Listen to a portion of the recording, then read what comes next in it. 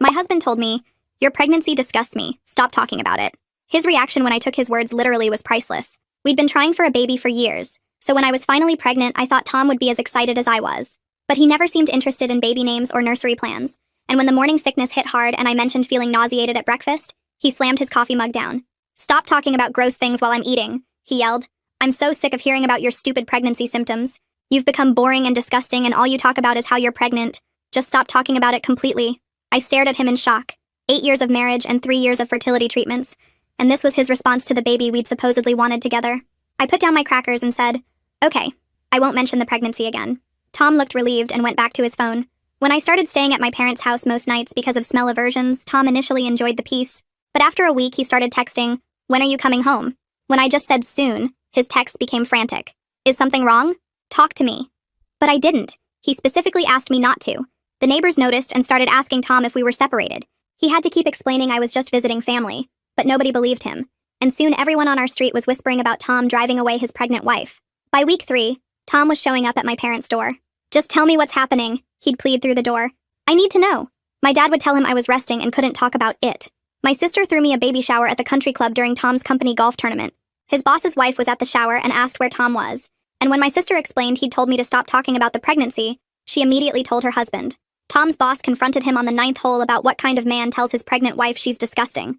Tom had to finish 18 holes while everyone stared with contempt. The shower gifts included a stroller from Tom's own mother, who'd found out about the party from my mom instead of her son. Tom had been calling me daily by then, leaving voicemails.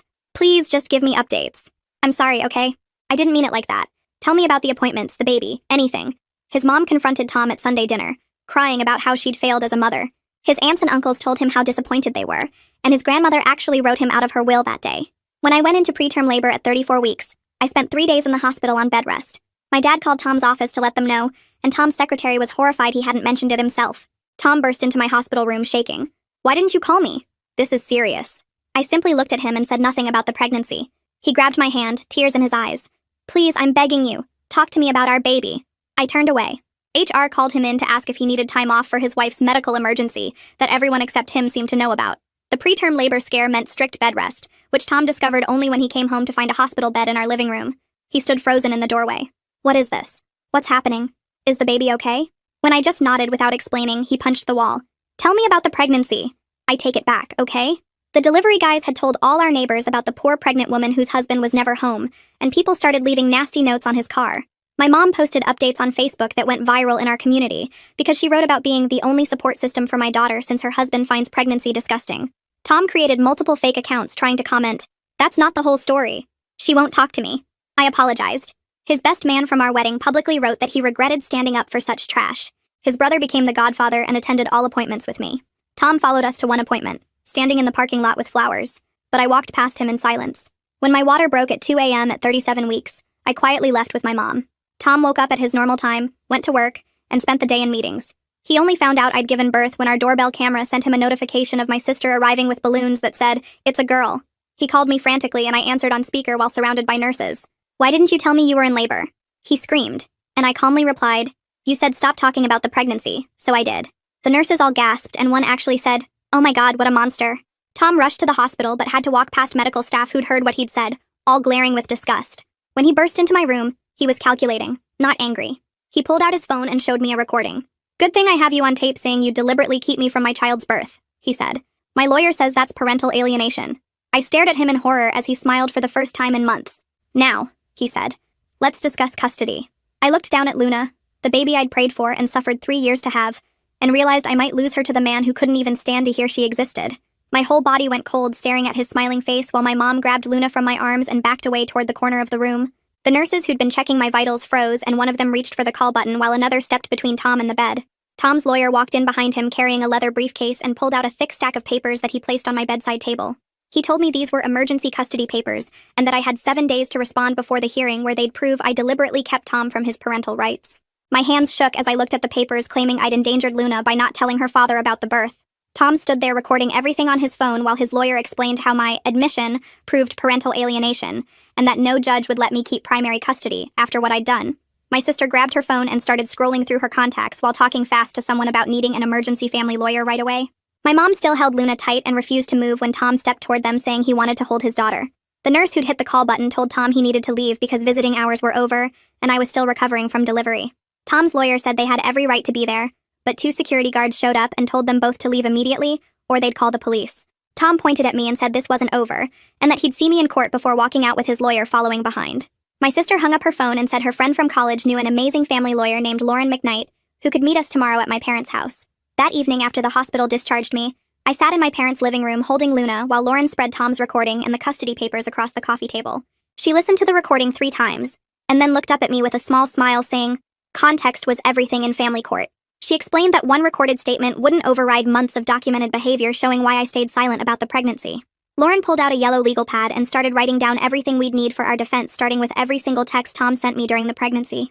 She wanted copies of his voicemails begging me to talk about the baby after telling me to stop, screenshots of my mom's Facebook posts about being my only support, and statements from everyone who witnessed Tom's original comments. My sister had already started a folder on her laptop with screenshots of Tom's fake accounts commenting on social media posts, and his frantic messages asking when I was coming home. Lauren spent 3 hours documenting every detail from the past few months, including the country club shower Tom missed, and his mother giving me the stroller. She made notes about Tom's boss confronting him at golf, and his grandmother writing him out of her will after that Sunday dinner. 2 days later, Lauren called to warn me that Tom had filed a motion claiming I had postpartum depression and wasn't mentally fit to care for Luna. She said he was going to play dirty and we needed to be ready for anything, including false accusations and twisted facts. My dad came home from work that week furious because he'd run into Tom's co-worker at the hardware store, who asked if it was true that I'd kidnapped the baby. Tom had been telling everyone at his office that I wouldn't let him see his daughter and that I'd stolen her from the hospital without telling him. The lies were spreading through his whole company, and people who didn't know the real story were starting to feel sorry for him. Lauren filed our response with the court the next Monday, including sworn statements from 3 nurses who witnessed Tom's behavior in the hospital room. She also subpoenaed the doorbell camera footage from our house showing Tom rarely came home during my entire pregnancy, except to grab clothes or food. The footage showed him leaving early every morning and coming back after midnight most nights while I was on strict bed rest alone. We included the delivery company's invoice showing they'd installed the hospital bed while Tom was at work, and hadn't even known about it. That Thursday my phone rang and Tom's mother was crying. So hard I could barely understand her at first. She kept saying she had no idea what Tom had really said to me about the pregnancy being disgusting and boring. She'd believed him when he said I was being hormonal and dramatic, but now she knew the truth after talking to my mom. She offered to testify on my behalf about Tom's behavior, and said she'd already written a statement about the baby shower and how Tom never told her about it. Lauren was shocked when I told her because having Tom's own mother on our side would be huge for the custody case. 2 weeks after Luna was born, we went for her checkup, and the pediatrician noticed how tired and stressed I looked. She asked what was going on, and I explained about the custody battle and Tom's threats to take Luna away. The doctor examined Luna thoroughly, and then sat at her computer typing for 10 minutes straight. She printed out a detailed letter stating that Luna was thriving under my care, gaining weight perfectly, and showing 0 signs of neglect or harm. She handed me copies for my lawyer and said she'd testify if needed about Luna's perfect health under my care. That night I was nursing Luna when my phone started buzzing with notifications from Facebook. Tom had posted in 3 different fathers' rights groups about how his ex was keeping his newborn daughter from him. He wrote that he'd missed her first weeks because I refused to let him visit, and that the family court system was broken. Within an hour, I had dozens of angry messages from strangers calling me every name you can imagine. Men I'd never met were sending threats about what happens to women who steal kids from their fathers. My sister screenshot everything while I blocked account after account, but they kept coming. Tom's post had been shared over 200 times by morning, and the messages got worse. Someone found my LinkedIn and posted my work information in the comments. Another person posted photos of my parents' house from Google Street View, saying this was where I was hiding the baby. Lauren filed for an emergency restraining order that same day, attaching all the screenshots and messages.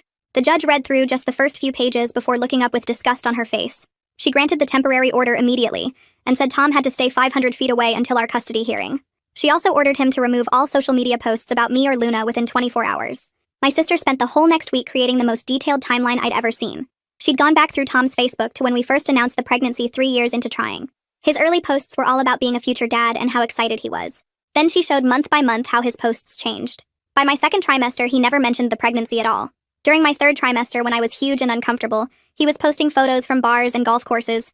She found posts where friends asked about the baby, and he either ignored them or gave vague responses. The contrast was shocking when laid out chronologically. She printed everything in color and organized it in a binder with tabs for each month.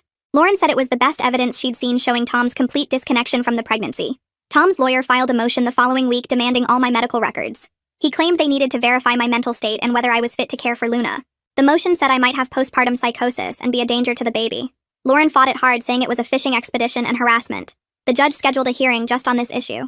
At the hearing, Tom's lawyer argued they had a right to know if I was mentally stable. Lauren countered that I'd already provided the pediatrician's letter showing Luna was thriving. The judge split the difference and said they could only access my postpartum records from after Luna's birth.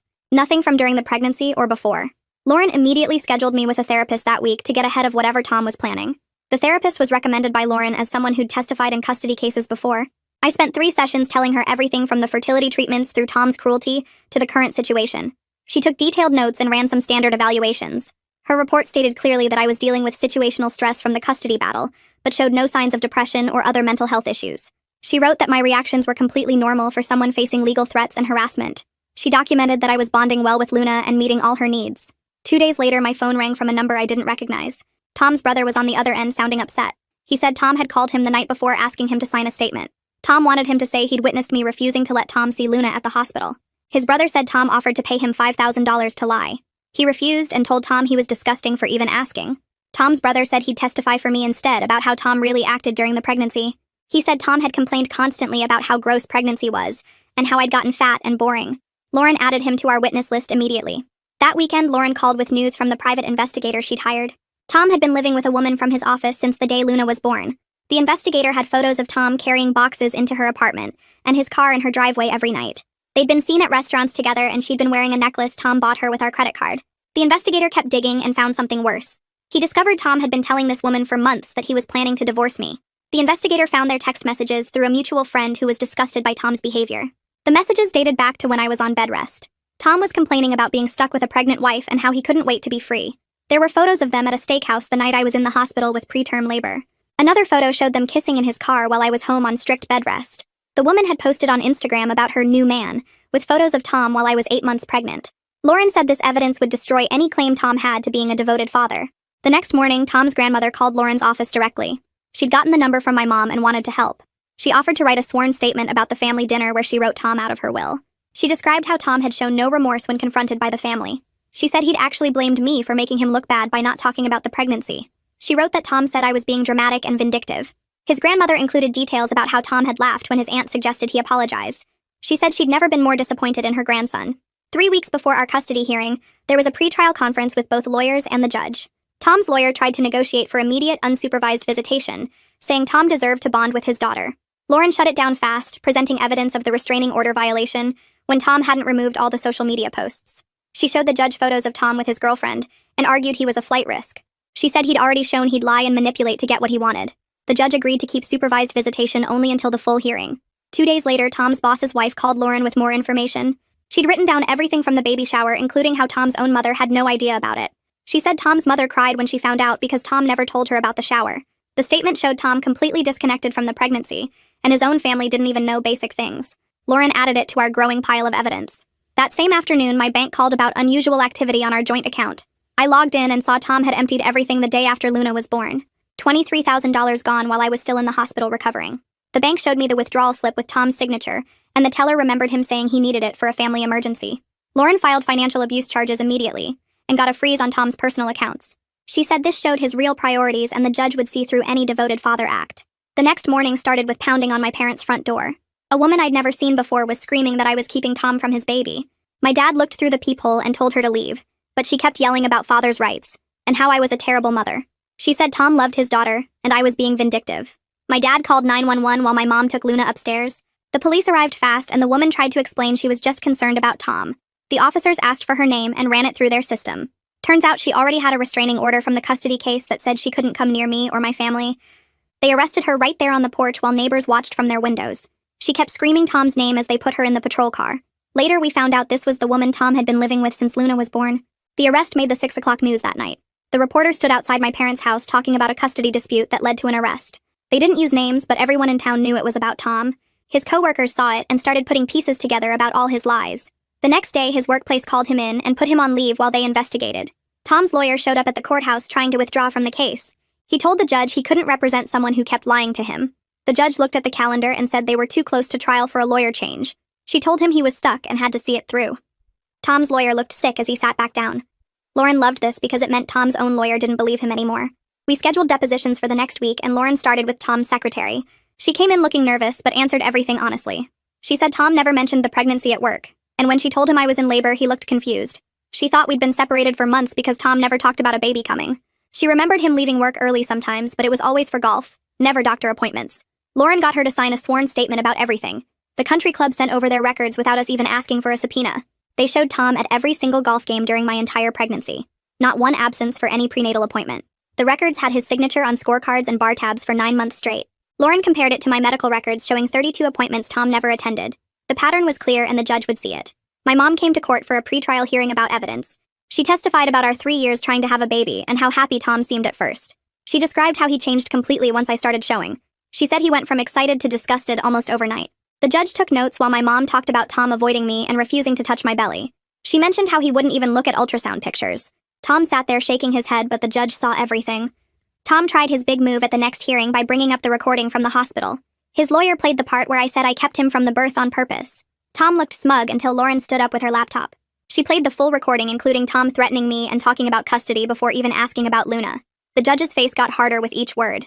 She heard his calculated tone and how he cared more about legal advantage than his newborn daughter. When it finished, she looked at Tom with obvious disgust. Lauren presented our final evidence package showing Tom never bought anything for the baby. No crib, no clothes, no diapers, nothing. His credit card statements showed restaurants and golf, but not one baby store. We had receipts for everything I bought alone while Tom spent money on his girlfriend. The investigator found he'd bought her jewelry the week I went into preterm labor. He'd taken her to expensive dinners while I was on bed rest. Every purchase showed his priorities, and none of them involved preparing for Luna. Tom's mother took the stand 2 weeks later, and I watched her hands shake as she held the Bible. She told the judge that Tom called me hormonal and dramatic when she asked about the pregnancy after that Sunday dinner. She said he convinced her I was overreacting, and she believed him until she found out about the baby shower from my mom instead of her own son. She broke down crying when she described how he never once mentioned buying anything for the baby or preparing a nursery. The judge took notes while Tom sat there turning red, and his lawyer kept trying to object. But there was nothing to object to since she was just telling the truth about what happened. After her testimony, Tom wouldn't even look at his mother, and she left the courtroom sobbing while his lawyer requested a recess. The guardian ad litem spent 3 days observing me with Luna at my parents' house, and interviewed everyone from my neighbors to the pediatrician. She watched me change diapers and feed Luna and rock her when she cried at 2 in the morning. She talked to my parents about how they'd been supporting me, and she reviewed all the receipts showing I'd bought everything for the baby myself. Her report came back saying I should keep primary custody, and it specifically mentioned Tom's concerning detachment from the entire prenatal period. She wrote that Luna was thriving in my care, and that I'd created a stable environment despite the stress of the situation. Tom's girlfriend apparently didn't like being charged with violating the restraining order because she started calling witnesses on our list, trying to convince them not to testify. She left voicemails for 3 different nurses from the hospital, and contacted my sister on social media, with threats about what would happen if she showed up in court. The prosecutor added witness intimidation charges, and she got arrested at her job, which made the local news. Tom had to watch his girlfriend get walked out of her office building in handcuffs, while news cameras filmed everything. During Tom's deposition, he sat there sweating while Lauren asked him question after question about the pregnancy. He admitted he found pregnancy gross but kept saying we were taking it out of context, and he didn't mean it like that. Lauren pulled out every single piece of evidence showing him avoiding me for 9 months and asked him to explain each one.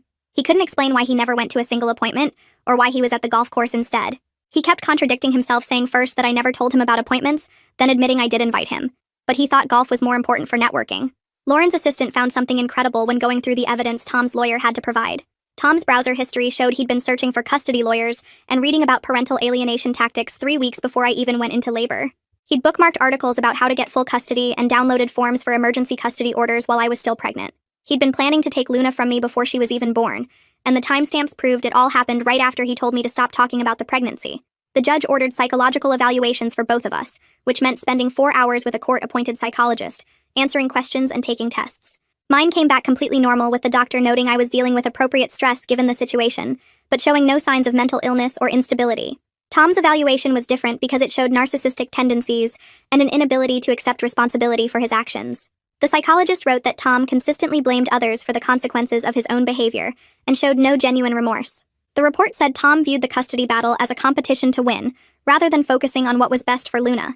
Tom's workplace finished their investigation after interviewing everyone who worked with him and reviewing the security footage of his girlfriend getting arrested in their parking lot. They fired him for creating a hostile work environment and lying about his family situation to gain sympathy from coworkers. He'd been telling people I was keeping him from his daughter, when really he'd been the one who abandoned us during the pregnancy. The termination letter mentioned damage to the company's reputation and his lack of judgment.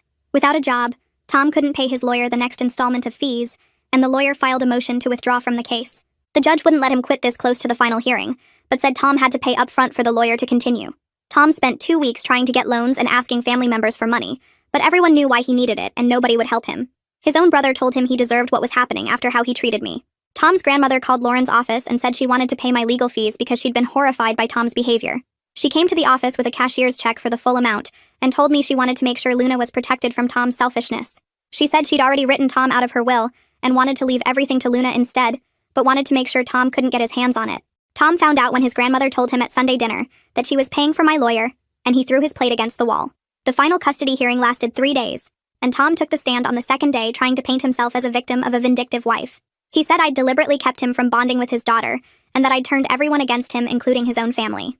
Lauren started her cross-examination by asking him to explain why he called pregnancy disgusting, and Tom lost his temper within 5 minutes. He started yelling that everyone was twisting his words, and the judge had to warn him twice about his behavior. Lauren calmly presented each piece of evidence and asked Tom to explain it, but he just kept getting angrier and contradicting things he'd said earlier in his testimony. Lauren kept pushing him with questions about why he never bought baby items or went to any appointments, and Tom's face turned red as he gripped the witness stand. The judge had to bang her gavel when Tom started shouting that I was twisting everything to make him look bad. Lauren stayed calm and pulled out more evidence, including texts where Tom told his friends he was glad I was staying at my parents' house because he could game all night. When it was finally my turn to testify, I walked to the witness stand holding Luna, who was sleeping in my arms. I told the court about the morning Tom called my pregnancy disgusting, and how those words felt like a knife in my chest after 3 years of trying for this baby. The whole courtroom went quiet as I described staying at my parents' house and following his exact instructions to never mention the pregnancy. I explained how scared I was when he showed up with that recording, and how calculating his smile looked when he threatened to take Luna. Several people in the gallery gasped when I described him punching the wall and demanding I tell him about the pregnancy after specifically ordering me not to. Lauren asked me to describe how I felt during those months, and I said I felt completely alone and terrified that the man I married had turned into someone I didn't recognize. The judge took notes the entire time, and her face grew harder with each detail I shared. Tom's lawyer tried to make me look vindictive during cross-examination, but I just calmly repeated the facts and pointed to all the witnesses who saw everything happen. After 3 days of testimony, the judge said she needed time to review everything and would deliver her verdict the next morning. That night, I couldn't sleep, and just held Luna close while my parents assured me everything would be okay. The next morning, the courtroom was packed, and Tom sat there looking confident like he thought he'd won. The judge started by saying she'd reviewed all the evidence and testimony carefully. She said Tom's behavior during the pregnancy showed a pattern of emotional abuse and neglect that deeply concerned her. She granted me full legal and physical custody, with Tom only getting supervised visitation after he completed parenting classes and anger management therapy. Tom jumped up and started screaming that I'd ruined his life and stolen his daughter from him. The judge banged her gavel and warned him to sit down, but he kept yelling that this was all a conspiracy against him. 2 bailiffs grabbed Tom's arms as the judge held him in contempt and ordered him removed from the courtroom. Luna stayed peaceful in my arms the whole time like she knew she was safe with me. Tom was still screaming about how unfair everything was as they dragged him out in handcuffs. 2 weeks passed, and Lauren called to tell me Tom still hadn't signed up for any of the required classes or therapy sessions. She documented everything and filed it with the court in case Tom tried to change the custody arrangement later. His girlfriend showed up at my parents' house with a letter saying she was sorry for everything and had no idea what really happened. She said Tom told her I was crazy and keeping him from his baby, but after the trial, she realized he'd been lying the whole time. She looked genuinely upset and said she felt terrible for believing him and for showing up at the house that day. I told her it wasn't her fault since Tom was good at manipulating people, and she left looking relieved that I didn't hate her. Tom's mother called that week saying he'd moved back in with them because he couldn't afford his apartment anymore without a job. She was furious with him and said she couldn't believe she'd raised someone who would treat his pregnant wife that way. She asked if she could still see Luna, and I said of course because none of this was her fault. She started visiting every week and always brought little gifts for Luna while never once trying to defend Tom's behavior. 3 months went by before Tom finally enrolled in the court-ordered therapy and parenting classes. His therapist contacted mine to discuss how to handle future visits and make sure Luna's safety came first. They scheduled the first supervised visit at a family center where trained social workers would watch everything. Tom showed up 20 minutes late and spent most of the hour complaining about how unfair the supervision was instead of playing with Luna.